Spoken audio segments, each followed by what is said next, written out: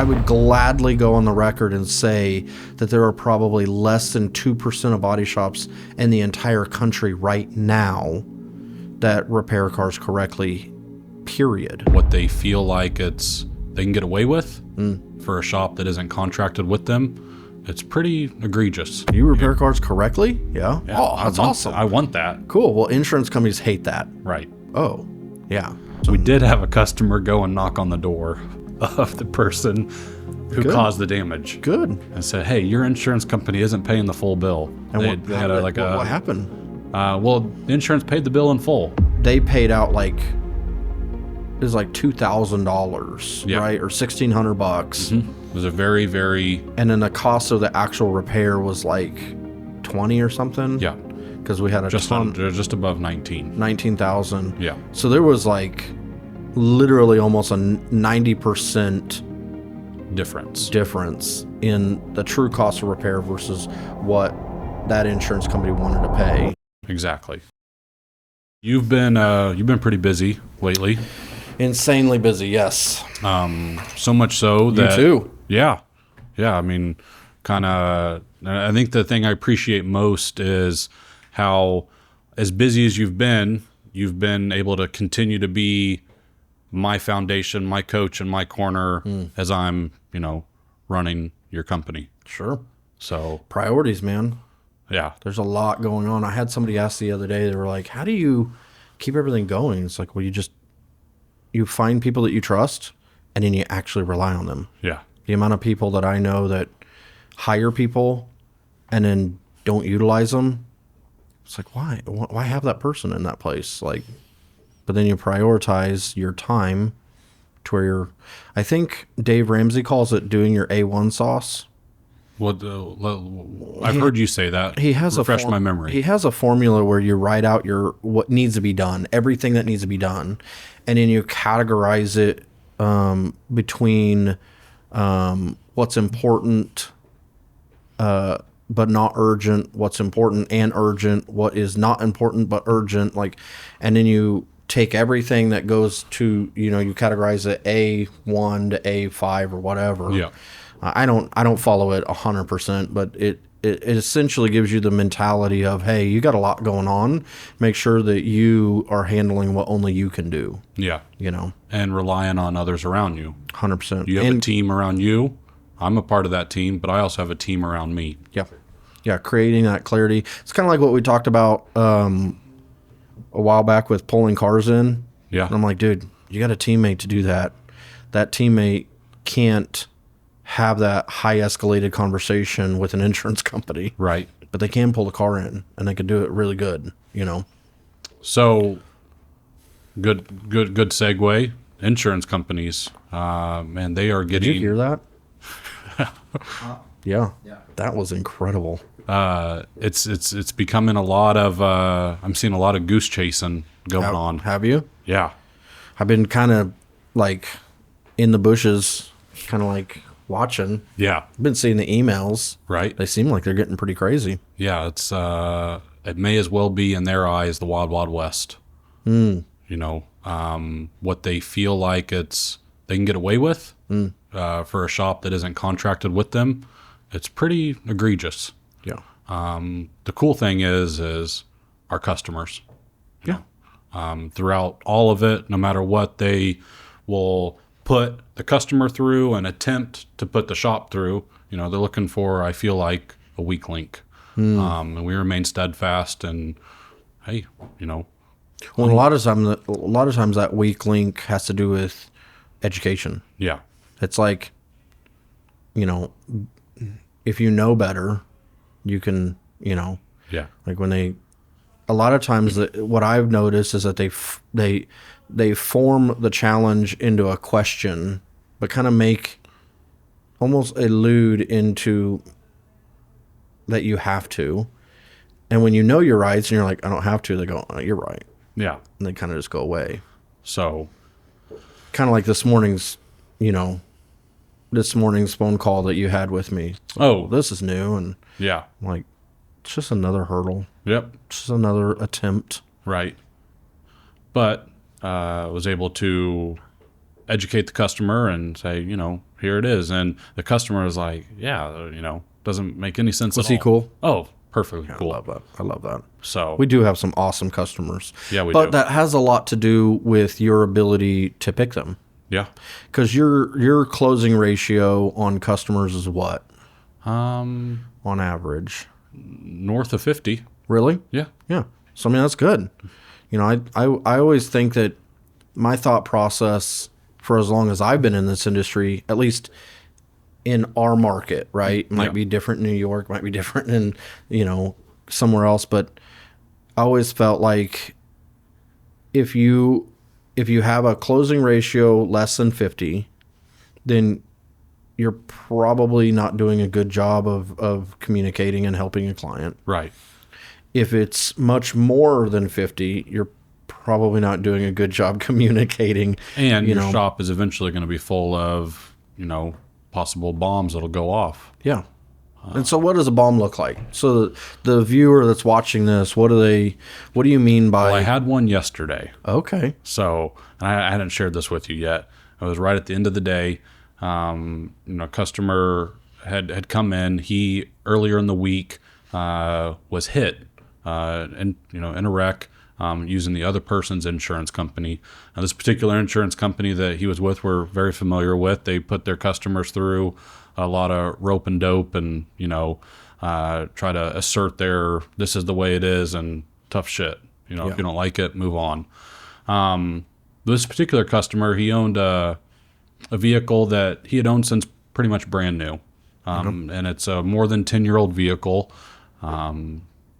As the only owner of the vehicle, he wants it to be the way it's supposed to be, which aligns closely and perfectly with our approach. We're going to follow the manufacturer's guidelines. We're going to put on OEM replacement parts. We're not even going to consider anything that doesn't fall into those two categories. Love it. Yep. Junkyard, aftermarket are not a thing here. Yeah. But I also shared with him as I was walking him through the shop what he could expect and a little bit about our experiences with this particular insurance company. Just being open. Yeah. Transparent. Yeah, talking to him no different than I would. Don't want this to be a surprise. Yeah. And that was a genuine surprise to him. And he even said something that really kind of stuck with me. He said, it's almost like you don't want me to come here. No, I'm not saying that at all. I want the opportunity to help you. Yeah. But I wouldn't be doing my job if I didn't make you aware of what I see almost week after week after week. Yeah. Yeah. There's such a thing as customers just not being the right fit for our business. How did he handle it? He understood. He kind of came to that realization himself without me having to say, hey, I don't think this is going to work out. You're not the customer for us. Yeah. I didn't have to go that route because in just having a back and forth conversation with him and educating him, what he was wanting was... Path of least resistance. Yep. Take care of everything. But he expected it to be 100%. Yeah. Yeah. I I love, and this is where I can become cynical from 20 years of doing this. I love when a customer signs a contract with an insurance company and then wants to hold us accountable to the contract you signed. Yeah. It's like, I didn't sign that contract with that insurance company.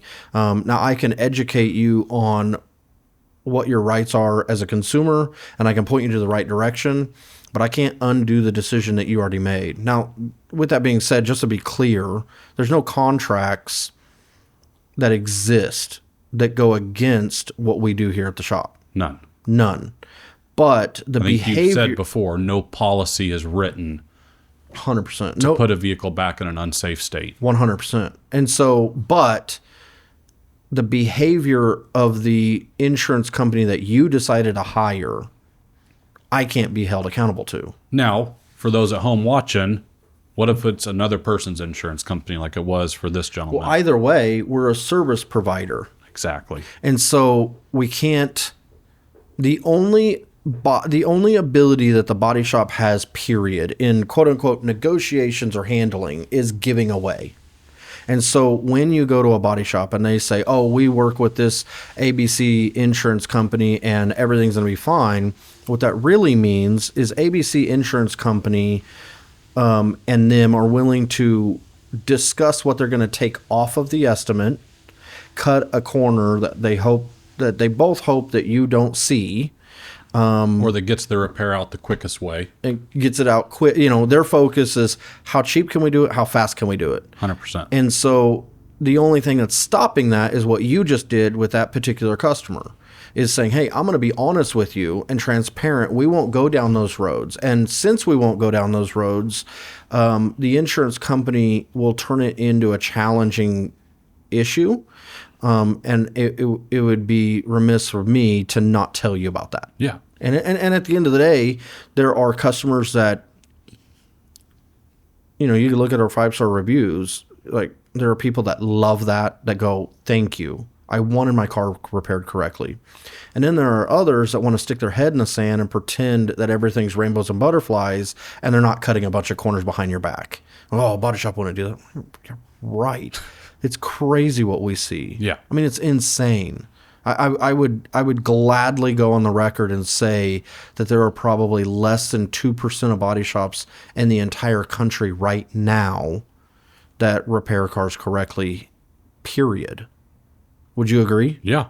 I mean, it's, you know, again, any only reason why you wouldn't, because of money. Right. That's it. What it comes down to.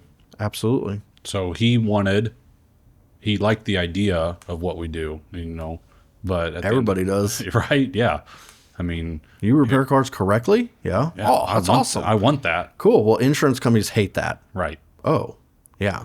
I think the biggest thing that and really kind of made sense for him, as I said, he made his own realization, is the insurance company is just a form of payment. And that's really how I had to direct the conversation, because in this instance, he's dealing this exclusively with someone else's insurance company. So it's a third-party claim. Yeah. Although there are rights that he has, he could choose to subrogate. He could go through his own insurance, unwilling. From the get-go, Yeah. unwilling I'm not to doing go. that. I didn't create the wreck. It's not my fault. Yeah. So, There seems to be this baked-in mentality on those kind of claims or those kind of collisions that it's almost like there's an ethics or a moral about, well, I didn't create the wreck. I don't want to go through my insurance. It's like, oh, I'm with you. I'm just saying your rights are gone. Yeah. Like, you don't have, under a third-party claim. there's no binding agreement between that insurance provider and your vehicle or you. Period. And the only contract that they do have, Is with the person who hit him. and he's not involved. That person's not involved 99.9% of the Right. time. You know. And there could be some contention, especially if they got in a wreck and, Yeah. you know, And most people don't want to reach out to that policyholder. yeah. Hey, remember my car you hit? Your insurance isn't paying the bill. And I have experienced where insurance companies will tell their own policyholder, do not contact that person. Do not talk to that person. We did have a customer go and knock on the door of the person who Good. caused the damage Good. and said, "Hey, your insurance company isn't paying the full bill." And They had what happened? well, the insurance paid the bill in full, but it took the insurance company being made aware from their own policyholder that, hey, the person I hit 3 weeks ago just came and knocked on my door and said, "You're not paying the full bill." See, that's exactly what I'm talking about. What gives? Yeah. Next No, day, we gotta. it's 100% it. When the policyholder themselves is involved, that's the value of being involved with the first party. Yeah. Because they actually see all the Kansas state laws that I've ever read all pertain to the first party. Yeah. It's just, hey, you have to hold to the contract that you have. But there's almost nothing that protects the third party. No. And most people don't want to go knock on that door or pick up that phone. Right. It's nerve-wracking, but good for that person. Yeah. Yeah. So, and the crazy thing is there was the short pay, right? The amount that we had identified, here's what it's going to take to fix the car. We had supplied all the information multiple times throughout the repair What process. insurance was it? State Farm. And they paid the whole bill? They paid the whole bill. Yeah. But it's crazy that it took our customer who was facing, and it wasn't even a crazy amount. I think it was like $600. Yeah. $600 difference between OEM safe and proper repairs and the insurance company wanting to put junkyard aftermarket parts and not pay for required inspections. Yeah. It's wild. Yeah. Now, this is where if you didn't educate that person about the first party, third party advantages and rights, Yeah. would they have known? In that particular case, he had liability only. But what I'm he saying, was fully reliant on this third party. but did he know to go to that person, or did you? No, it was. I said, you've got no rights. Yeah. I didn't say it like that, but there's no laws protecting you in this situation. About the only accountable thing you can do is go after the person who caused this damage. Yeah, amen. And he took that And he went over there. all the way to the bank. Talking about some war stories and some crazy stuff. I had one time, and this is by no means a. I'm not saying that this is okay. What is it? Whenever I'm not saying that this person did the right thing. But they did a thing. This is crazy.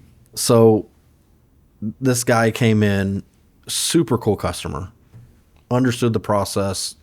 Hey, I want my car. There's nowhere in the world I want it repaired other than here. Went through the whole process.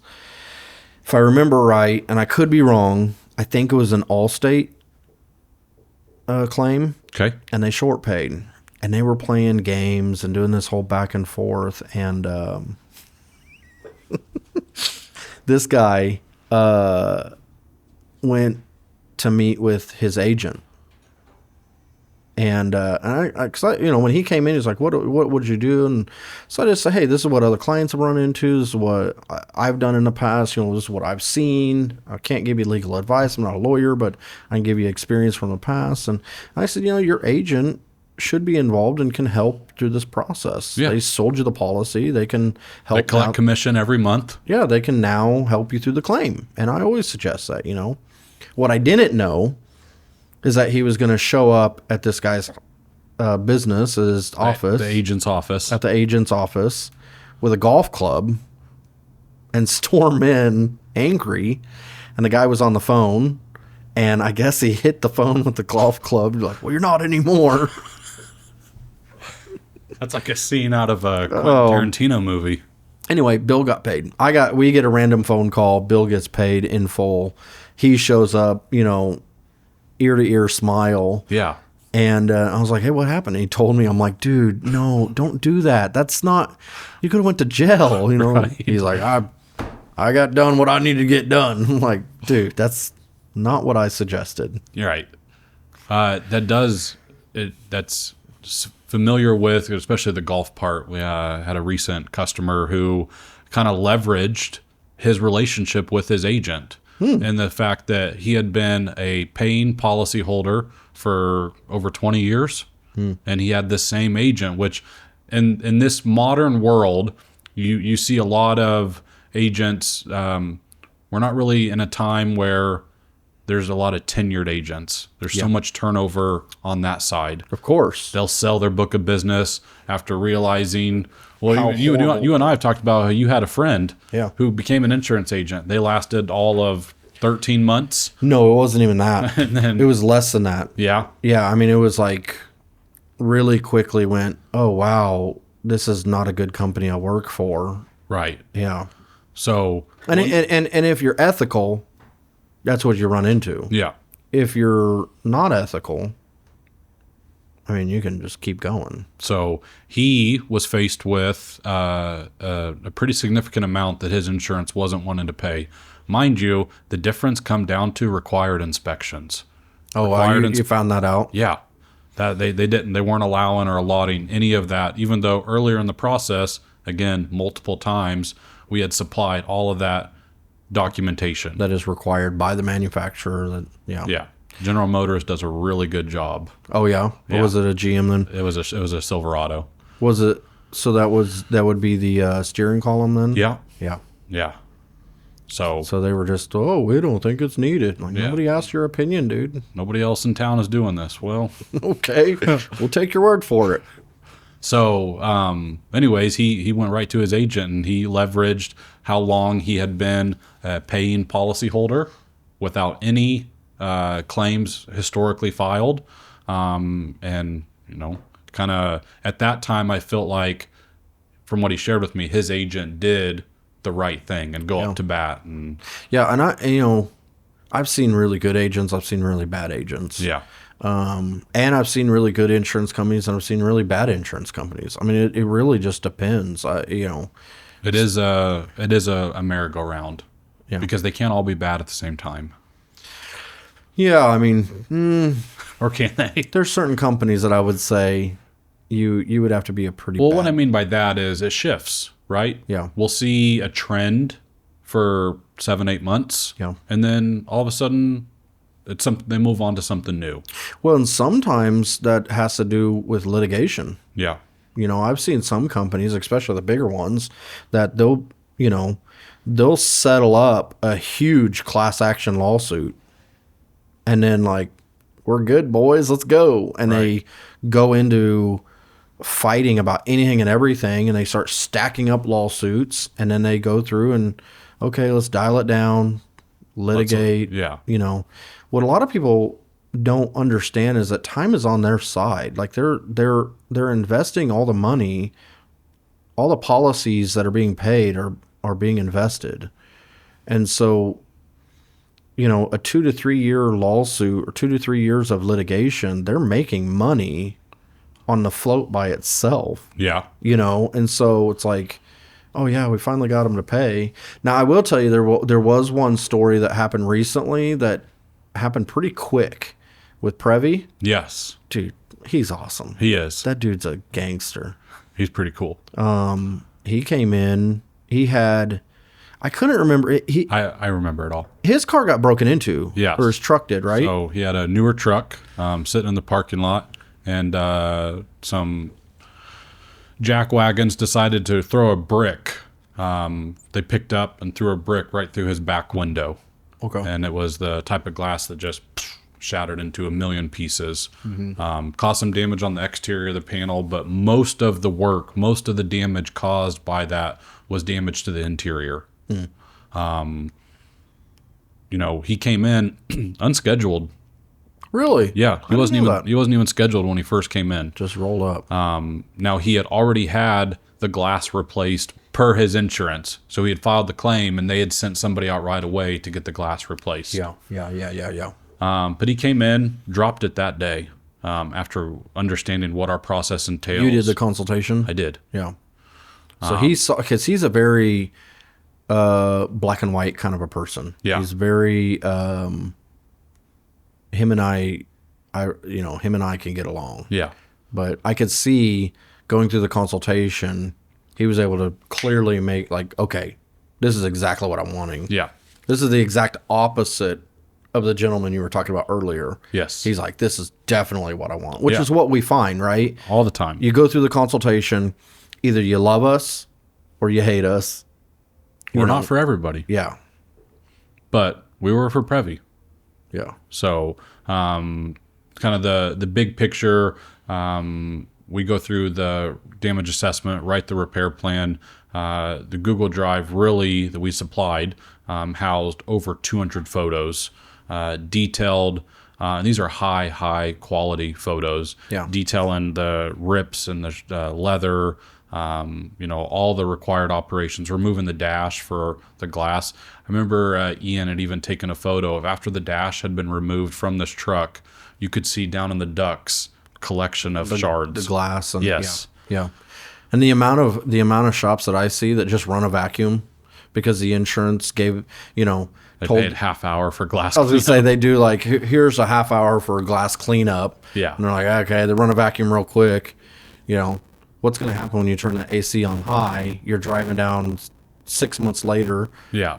you hit a bump and glass. Yeah, it's just gross. It's like, why would you not care about that? Yeah. So I think the coolest thing is throughout that process, he was heavily involved. He he had some good communication that we had encouraged. yeah, because if I remember right, they paid out like, it was like $2,000, Yeah. right, or $1,600, It was a very, very, and then the cost of the actual repair was like 20 or something. yeah, because we had a just ton, just above 19. 19,000. Yeah. So there was like literally almost a 90% Difference. difference in the true cost of repair versus what that insurance company wanted to pay. Exactly. Well, how did it end? What?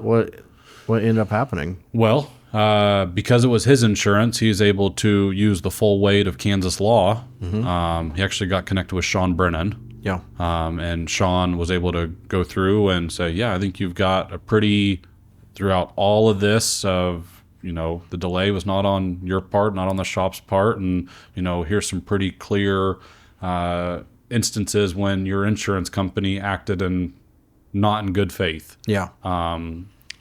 Breach of contract, right? Sure. That policy, that coveted policy that he faithfully pays every single month, they broke it. Yeah. Right. Flash forward. Supposedly. Right. We get done with the repairs. He couldn't be more thrilled. Yeah. Because they were unwilling to pay and see. And I think at one point they'd even sent someone out. And it's crazy that still didn't change any of their perspective. Yeah. Yeah. But what did change their perspective? Because it ultimately, did it have to go to court? I think they settled outside of court. They did. They settled outside of court, and Prevy got paid. And quickly. Yes. We messed up here. Yeah. I remember going back through and reading some of the emails, and I'm going, dude, if this goes to court and these emails are used as evidence, they are so screwed. Oh my God. I mean, they are up, creek without a paddle. Right. I mean, yeah, it was horrible. They were, and I tell people, and I actually remember talking to Prevy because him and I kind of became friends after this whole thing. But I remember telling him, like, it would be more damaging to you if they would have paid close to the cost.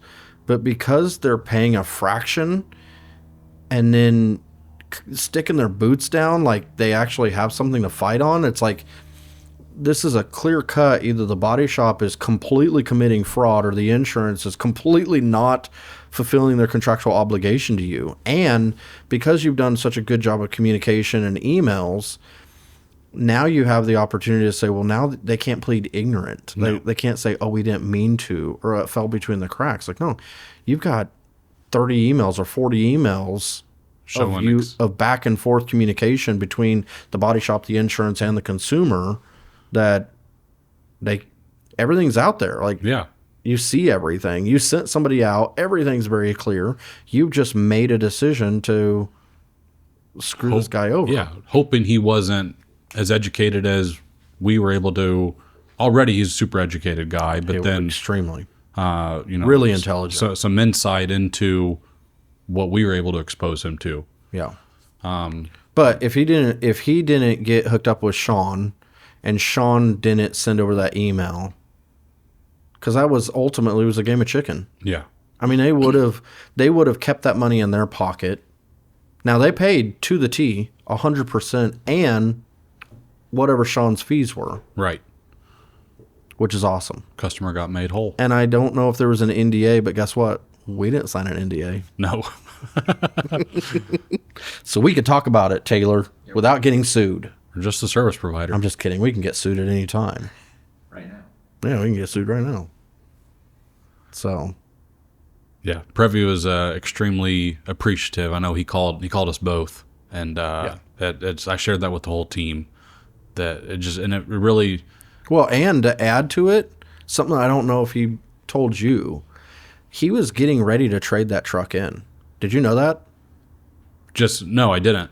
So he had it repaired, and in his mind, and you remember he's very he's OCD almost, like everything's perfect all the time. Yeah. And so in his mind, he was like, and he kept telling me this throughout he would talk to you about the truck and about the repair process. He'd call me as like a friend, Yeah. And he kept talking about, well, once it's done, I'm gonna go trade it in. And in his mind, he later on told me, he's like, well, a truck that's been disassembled that much and $20,000 worth of repair, it can't be the same. And he had just bought that truck. It was new to him. Mm-hmm. And he was like, I don't, well, he actually, the cool end of the story, not only did he get paid back from the insurance and all that stuff, but he actually fell back in love with the truck. He goes, Clay, I'm keeping it. He goes, you guys did such a good job. I literally can't see anything that was done. And he goes, I feel great about this truck. I love it again. And he, to this day, still owns that truck. Yeah. I think and I remember now it's kind of coming back. He had made the comment that during the course of it being in our shop and going through the repairs, he had made his final payment or paid it off. So there was that aspect as well. Yeah. So, Yeah, that's cool. That's cool. Well, what other war stories? What about you, Taylor? You got a war story? What about your own? You went through one, right? I'll say mine was definitely a long experience. It wasn't like Prevy's. No. Yeah. Same insurance company, though, I believe. Was it? Mine's Goodville. Oh, it wasn't good. Yeah, I was gonna say I didn't think so. No, mine was a situation where they wanted out of the gate. They were gonna pay. It was like a $6,000 repair, maybe $7,000 or something like that. And the first time that they sent the check, is they wanted to pay $1,200. And I already knew that this was going to be the case, right? So, and I had known from working with you and all that stuff, like all my stuff was in, written. Yeah. So it was all through email. You guys were getting all of that. And so they sent that first check and I was like, okay. And I basically responded like, when can I expect the rest of it? Yeah. And so what they actually kept doing is they would remove you guys from the email chain. Yep. So I would say, you see that all the time. oh, will they just include the owner? Yeah. yeah, All the time. Disinclude the owner, because that's part of the game, right? Like Yeah. part of the game that we see. And if you're watching this is like really important for you to know, is like part of the game is separation Yeah. and confusion. Because if it was simple, like yours was simple, right? yeah, What ended up happening to it? Was a truck, right? Dodge Ram. yeah. What ended up happening to it? I mean, I got it fixed. No, I mean, what was the wreck? The wreck was I was coming off of Kellogg and somebody slammed on their brakes in front of me. So it was front end collision. Yep. So front end collision, disassembled, damage assessment. Manufacturer from Ram says how to repair everything. Mm-hmm. We copy that into a damage assessment that's detailed out, photos that correspond with it, position statements, measurements. Super simple, right? Super simple. That's what we do on every car. Yes. So if everything's super simple and you want to save money, then how do you do it? You create chaos. You create confusion. Yep. Send them on goose chases. How do you do that? Well, you separate them. Yeah. You know, it's like, well, I'm going to talk to Taylor, then I'm going to talk to the body shop, and every time, and then there's just like, well, wait, I thought you said, and then there's a whole bunch of emails, like, well, what do we tell you to put everything in one email, right? Right. Yeah. Keeps it simple. Yeah. It's like everything's in a chain. We're all in the same room. Yep. And now you have 7 different emails where you're copying and repasting and all that. Yep. Part of the frustration part. Yeah. And I would respond back and say, please don't remove the body shop from the email chain. And Yeah. then the second time I said, for the second time, I got up to 8 times. Like for the 8th time, Yeah. I was being kind of petty just because I know how this all goes. Well, again, that would be just like Prevy's, and I've said this a million times. I probably said it in this deal. The most prepared person for a courtroom is usually the one that doesn't have to go into one, because those emails, how damning is it to read that in front of a court, right? In front of a judge. Yeah, like this person has asked you 8 times on the record to include all parties in the communication, and you continually disregard their request. Yeah. And you're in contract with that person, and you have to operate in good faith with that person, and what they're asking is reasonable. Why would you go the opposite? Unless there's a financial benefit to it. And ultimately, for you, they tried to wear you out, Yeah. right? And they kept that behavior going for what? I mean, I had to hire an attorney, Yeah. and then he tracked it down. But it took a year and a half before I got Yeah. it all. Never went into a courtroom, though. Nope. Settled up to the penny. Did you have to sign an NDA? No. There we go, Goodville. So Salute to you, Goodville. as Taylor was sharing that, I'm reminded of one that is in the shop right now. So we have a customer. Goodville? No, Okay. not Goodville. So we have a vehicle. Should we change that to Badville? Sorry. We have a vehicle in the shop that came in with the damage. It was a non-drivable scenario. Okay. So brought in, we went through the damage assessment, supplied everything. We are on a week ago. It's Wednesday. We are on a week ago. We supplied everything to the owner and to the insurance company. Sure. Hey, here's the breakdown. Here's the photos, repair procedures, guidelines. It's on a Toyota. $12,000. Which Toyota Corolla. is abundantly clear. Oh, I thought you said which Toyota? It's a Corolla. No, Toyota is abundantly clear with their procedures. Yeah. Love Toyota. So the greatest thing about this is something that actually came through an email today. Okay. So again, it's Wednesday. We are a week removed from when we had completed our damage assessment and supplied all that to the insurance and to the customer. Put it all together in a super formal email. Hey, So the car, there's no stone is uncovered. Yep. The car's disassembled. We've accessed Toyota's guidelines. We paid for those. Yep. We pulled the ones that are pertinent to the repair of that car. Right. Applied it to writing our assessment. And then now the car is kind of in this Hold state. purgatory. Yeah. Waiting for the customer to give a green light, but the customer's waiting for the insurance to fulfill their contractual obligation. Correct. Okay. So it leads me to the email we got today was an email from the insurance, and they conveniently attached a preliminary estimate. The crazy thing is the preliminary estimate is a fraction of what the actual repairs are. Sure. They're based off the photos that the customer had supplied to the insurance company at the very beginning. Let me guess, through an app? Yeah. That's why I tell people all the time. But here's the kicker. Their estimate was written yesterday. So they can't wait a minute. They have been sitting on detailed information supplied by us for a week. Wow. They have been probably for a week and one day sitting on the photos that they asked him to take. Yeah. Which to me is just moving the flags. Right. I mean, they're just resetting the clock. And in that in-between time... Because just like in Taylor's situation, delay is generally an advantage to the insurance side. Because most people, if they're not educated, they don't know any better, they get nervous, they start to cave. They start to, so they become the weakest link, like you were saying earlier. The crazy thing is that in the in-between time, the insurance had acknowledged that they received all our information and were processing it. Wow. So I got on the phone with him, and we were kind of just calling him on our Monday, Wednesday, Friday call, and he was like, yeah, that timeline does seem a little... Fishy. Yeah. A little suspect. Yeah.